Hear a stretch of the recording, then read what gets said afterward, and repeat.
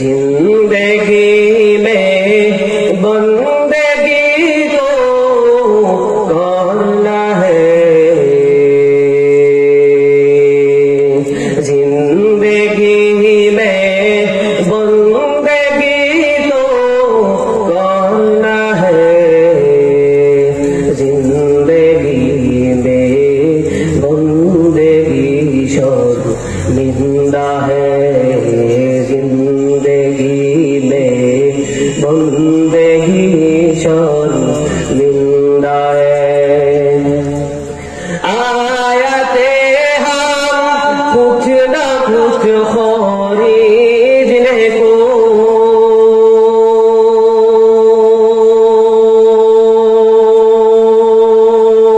आयते हम कुछ न कुछ खरीदने को,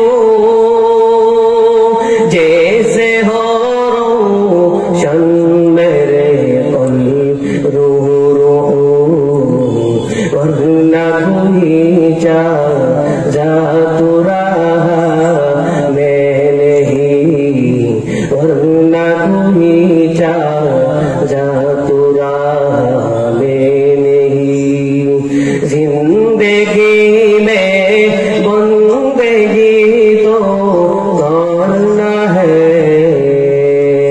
जिंदगी में बंदगी तो करना है, जिंदगी में बंदगी शर्मिंदा है, जिंदगी में बंदगी शर्मिंदा है।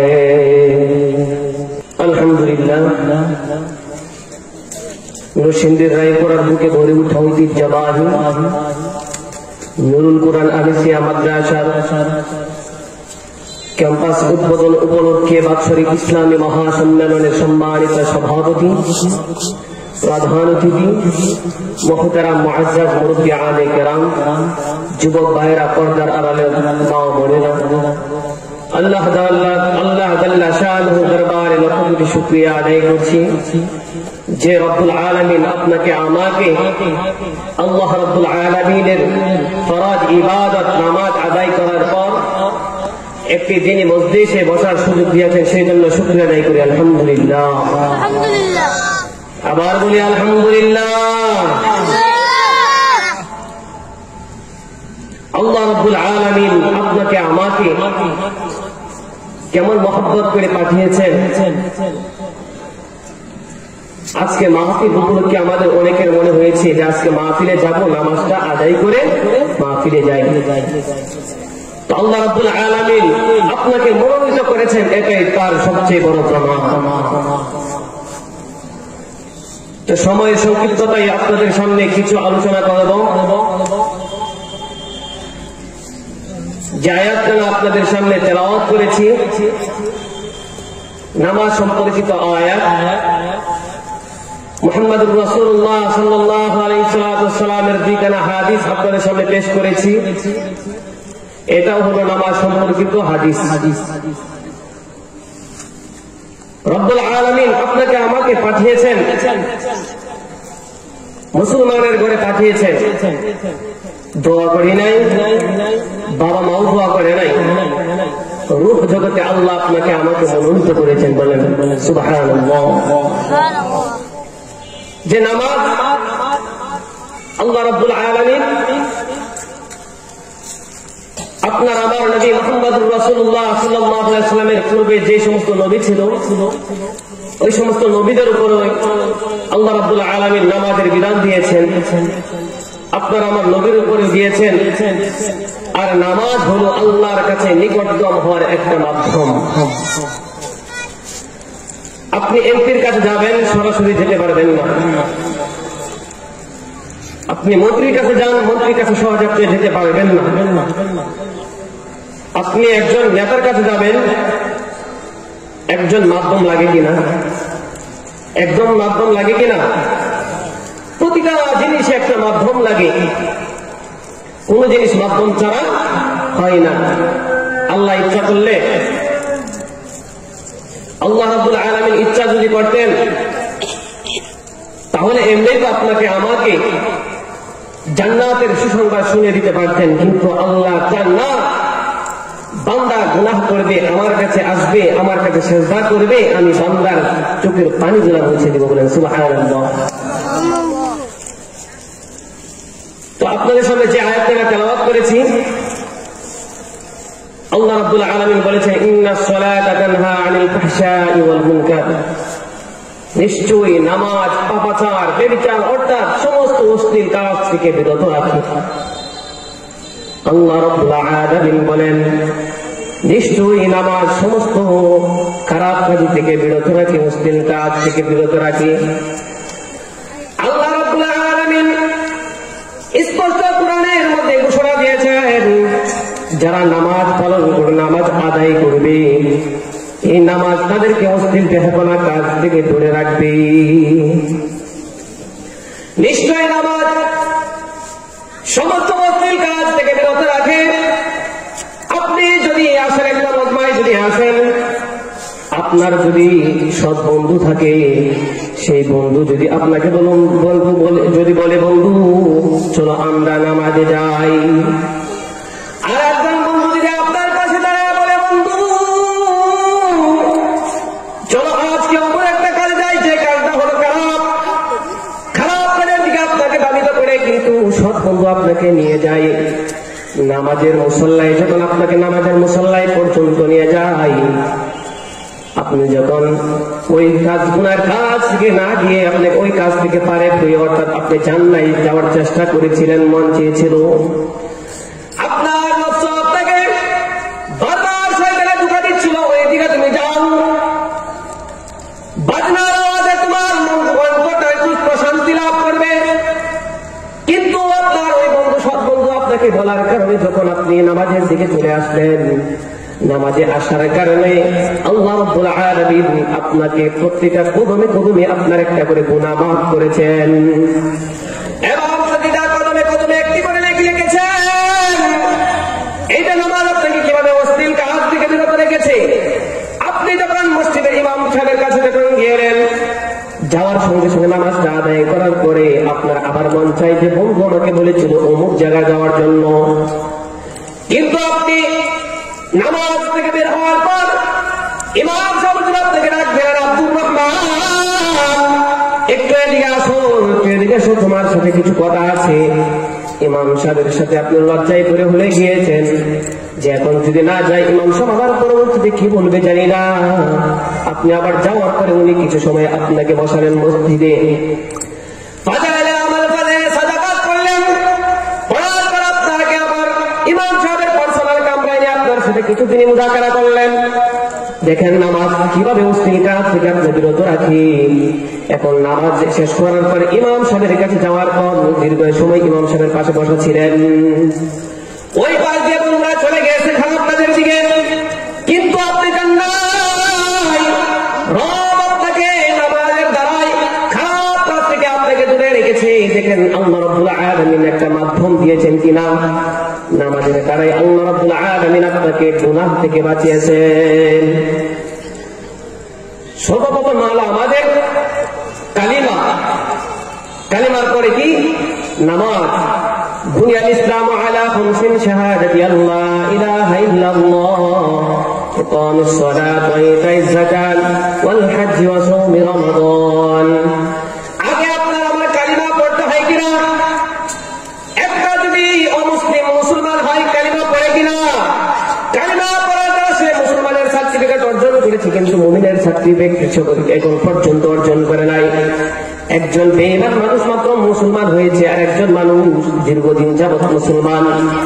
যে মানুষ দীর্ঘদিন যাবৎ মুসলমান সে আল্লাহর কাছে নৈকট্য হয়েছে, কারণ সে সপ্তাহে একদিন হলেও মসজিদে হাজিরা দেয়, একদিন হলে আল্লাহর কাছে বন্দনা করে মালিক আমি জানি কত বড় গুনাহ করেছি গো আল্লাহ, তোমার কাছে ক্ষমা চাই, আল্লাহ তোমার কাছে ক্ষমা চাই। দুনিয়ার কোন মানুষ যদি আমার সেই গুনাহ সম্পর্কে জানতে পারে, ও আল্লাহ ওরা আমাকে ঘৃণা করবে, লজ্জা দিবে গো আল্লাহ। আল্লাহ রাব্বুল আলামিন সঙ্গে সঙ্গে বান্দাকে চোখের পানিটা মুছে দিয়ে বান্দাকে মাফ করে বলেন আল্লাহু আকবার। দেখেন আল্লাহ রাব্বুল আলামিন বান্দাকে কিভাবে বাঁচায়। ও মুসলমান ইমানদার আল্লাহর গোলাম, আল্লাহ রাব্বুল আলামিন নামাজ দ্বারা প্রত্যেকটা মানুষকে নৈকট্য হাসিল করাতে চান নামাজ দ্বারা। আরেকজন মানুষ মাত্র মুসলমান হয়েছে, সে এখন পর্যন্ত আল্লাহর কাছে সেজদা দেয় নাই, আল্লাহর কাছে তার এখন পর্যন্ত স্বীকারোক্ত হয় নাই। আল্লাহ, আমি অনেক পর্যন্ত গুনাহ করেছি, দীর্ঘদিন যাবৎ গুনাহ করেছি গো আল্লাহ, আপনি আমাকে মাফ করে দেন। সে কালিমা পড়েছে ঠিক, কিন্তু নামাজ সে এখন আদায় করে নাই। সে যখন নামাজ আদায় করে সঙ্গে সঙ্গে আল্লাহ তার কাছে নৈকট্য হয়ে যায়। বলেন সুবহানাল্লাহ। আমি যখন মারা যাওয়ার পর আপনার আমার সর্বপ্রথম কি হিসাব হবে? قال النبي صلى الله عليه وسلم أول ما يحاسب به العبد يوم القيامة الصلاة। কিয়ামতের দিন সর্বপ্রথম বান্দার নামাজের হিসাব হবে। ইসরাফিল আলাইহিস সালাতু ওয়াস সালাম সিংহায় ফুৎকার দেওয়ার পর কিয়ামত সংঘটিত যখন হয়ে যাবে, মানুষ ছোটাছুটি হয়ে যখন কিয়ামতের ময়দানের দিকে দৌড়াদৌড়ি শুরু করে দিবে, সঙ্গে সঙ্গে আল্লাহ রাব্বুল আলামিন যখন এত পর্যন্ত অপেক্ষা করার পর যখন বিচার কার্য পরিচালনা করবেন, তখন বান্দাকে জিজ্ঞাসা করবে, বান্দা তোমাকে 60 থেকে 70 বছর পর্যন্ত তোমার হায়াত দিয়েছি, অথবা 80 বছর তোমার হায়াত দিয়েছি, সারাটা জীবন তুমি গুনাহে লিপ্ত করে কাটিয়েছো বান্দা, এখন আমি রবের কাছে তুমি আসছো, কি নিয়ে আসছো? তোমাকে এত দীর্ঘদিন যাবৎ পর্যন্ত আমি লালন পালন করেছি, তোমাকে অন্য বছর সব দিয়েছি, তোমাকে রিজিক দিয়েছি গো বান্দা, তোমাকে চক্ষু দিয়েছি, চক্ষু দিয়ে দেখার জন্য। এই চক্ষু দিয়ে তুমি দেখেছো অনেক মানুষ মসজিদে গিয়ে নামাজ আদায় করেছে, আমার দরবারে ক্রন্দন করেছে, তোমার স্বজনকে তুমি দেখেছো, কিন্তু তুমি এক ফোঁটা পানি পর্যন্ত আমি রবের কাছে ফেলাও নাই। ও বান্দা, তোমাকে কর্ণগোহর দিয়েছি, বিভিন্ন ওয়াজ মাহফিলের দিনে আলোচনা হয়েছে, তুমি সেখানেও পর্যন্ত যাও নাই, তুমি নাফরমান করেছো, তুমি গান বাদ্য অর্থাৎ অশ্লীল বেহায়া কাজের মধ্যে তুমি ঘোরাফেরা করেছো বান্দা, একটু কর্ণ করে শুনেছো, তোমার মনের মধ্যে প্রশান্তি হয়েছে, কিন্তু বান্দা তোমার কর্ণঘটা এই জন্যই দেয় নাই। কর্ণঘটা দিয়েছি যখন মুয়াজ্জিন সাহেব হাইয়া আলাস সালাহ হাইয়া আলাল ফালাহ বলে ডাক দিলেন, সঙ্গে সঙ্গে তুমি লাব্বাইক ইয়া আল্লাহ, তুমি সঙ্গে সঙ্গে আমার কাছে হাজিরা দিবে, এই জন্য তোমার কর্ণঘটা দিয়েছি। ভালো মন্দ তুমি সব কিছু শুনে, তুমি সব কিছু বুঝে, তুমি কেন পর্যন্ত ওই পর্যন্ত তুমি এত দীর্ঘদিন যাবৎ পর্যন্ত নাফরমানি করার পর একটা সময় আমি রবের কাছে আসে হাজিরা দেওয়া নাই। ও বান্দা, তোমাকে হাত দিয়েছি, হাত দিয়ে তুমি ভালো কাজ করতে পারতে, কিন্তু এই হাত দিয়ে তুমি ভালো কাজ কোনো করো নাই।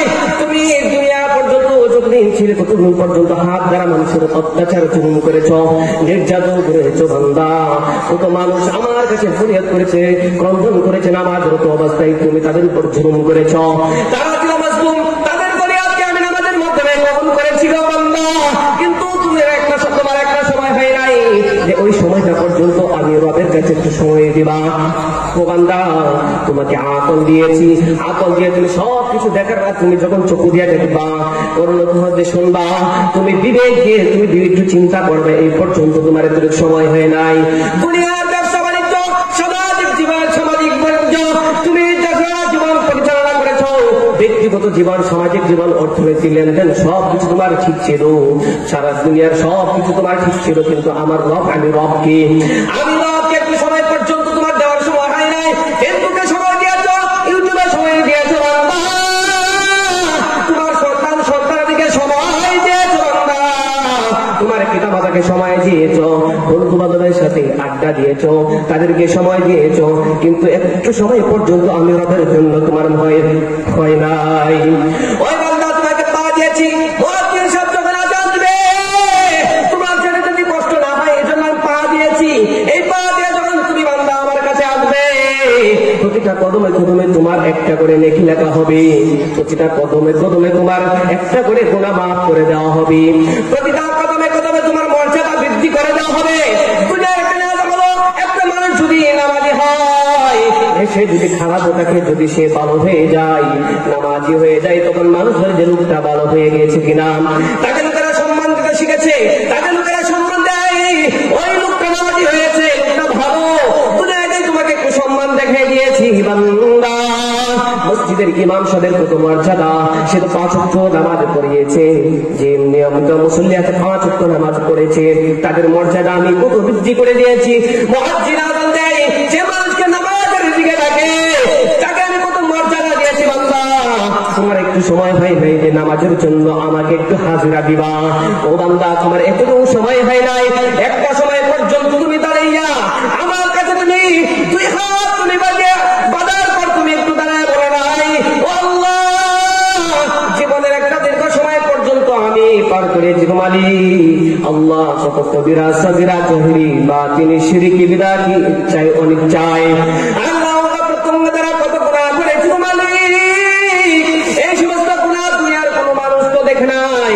আল্লাহ আপনি যে ফেরেশতা রেখেছেন কিরামান কাতিবিন, সম্মানিত লেখকগণকে আপনি রেখেছেন গো আল্লাহ, ওই ফেরেশতারা লিখে রেখেছি গো আল্লাহ, আপনি আমাকে ক্ষমা করে দেন গো আল্লাহ। ও আল্লাহ, আপনি ক্ষমা করে দেন। আপনি যদি ক্ষমা না করেন কে করবে ক্ষমা? আল্লাহ, এত আদরের মাখলুক আপনি বানিয়েছেন, আপনি যদি ক্ষমা না করেন আপনার এই বান্দাকে আপনি কিভাবে জাহান্নামের আগুনে পোড়াবেন গো আল্লাহ? আল্লাহ বলেন, যদি কোন বান্দা যদি এভাবে দোয়া করতো, বান্দা তুমি যদি দোয়া করতা, আমি তোমার সঙ্গে সঙ্গে জীবনের সমস্ত গুনাহকে মাফ করে দিতাম। একটা মানুষের বেঈমান যখন মুসলমান হয়, সঙ্গে সঙ্গে তখন নামাজ পড়ে আমার কাছে যখন সেজদায় পড়ে, আমার কাছে পরিচিত লাভ করে, আমার কাছে সে নৈকট্য অর্জন করতে শুরু করে, সে যখন অতীতের গুনাহকে স্মরণ করে বলে, গো মালিক, কত গুনাহ করেছি গো আল্লাহ, অমুসলিম থাকা অবস্থায় কত গুনাহ করেছি গো আল্লাহ, তুমি আমাকে মাফ করে দাও গো আল্লাহ। আল্লাহ বলেন, আমি ওই বান্দাকে সঙ্গে সঙ্গে মাফ করতে দেরি করি না, সঙ্গে সঙ্গে মাফ করে দেয়। বলেন সুবহানাল্লাহ।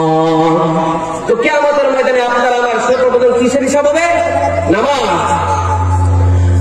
নবী সাল্লাল্লাহু আলাইহি ওয়াসাল্লাম, মিফতাহুল জান্নাতিস সালাহ। আল্লাহ রাব্বুল আলামিন, আল্লাহ নবী দ্বারা এই সংবাদ দিয়েছেন যে নামাজ হলো বেহেশতের চাবি। আপনি যদি দুনিয়ার কোন ঘরে যদি প্রবেশ করতে চান, তালা লাগানো থাকে, আপনার চাবি ছাড়া কোনো প্রবেশ করতে পারবেন না। আরে দুনিয়ার তো একদিকে না হলেও অন্যদিকে কেটে যাওয়া যায় কিনা? বেহেশতে তো তখন যাওয়া যাবে না। ফেরেশতারা বেশ করে রাখবেন, আল্লাহ রাব্বুল আলামিন তখন যাওয়ার কোনো পথ নাই, তখন চাবি চাইবে, চাবি ছাড়া আপনি যাইতে পারবেন না। সেই চাবিটা হলো আপনার আমার নামাজ। দুনিয়ার বুকে যদি আপনার বেশি বেশি নামাজ পড়ি, আপনার আমার সেই চাবিটা তৈরি হয়েছে, ঠিক কিনা? সেই চাবিটা আপনাকে আমাকে আল্লাহ রাব্বুল আলামিন সঙ্গে সঙ্গে দিয়ে দিবেন, জান্নাতের ফয়সালা যখন দিয়ে দিবেন, আল্লাহ রাব্বুল আলামিন সেই চাবিটা দিয়ে দিবেন, সেটা হলো নামাজ। তো নামাজ হলো বেহেশতের চাবি। আপনি আমি যদি নামাজ পড়ি, কেমন আপনার আমার লাভ? দুনিয়াতে লাভ, আখিরাতেও লাভ। দুনিয়াতে লাভ হলো যে আপনি সায়েন্স বিজ্ঞানীদের গবেষণায় দেখবেন, একটা মানুষ যখন 5 ওয়াক্ত নামাজের সময় তার চেহারাগুলো অর্থাৎ অঙ্গ প্রত্যঙ্গ ধৌত করে, যে সমস্ত জীবাণু থাকে সেই সমস্ত জীবাণু দূর হয়ে যায়। বলেন সুবহানাল্লাহ।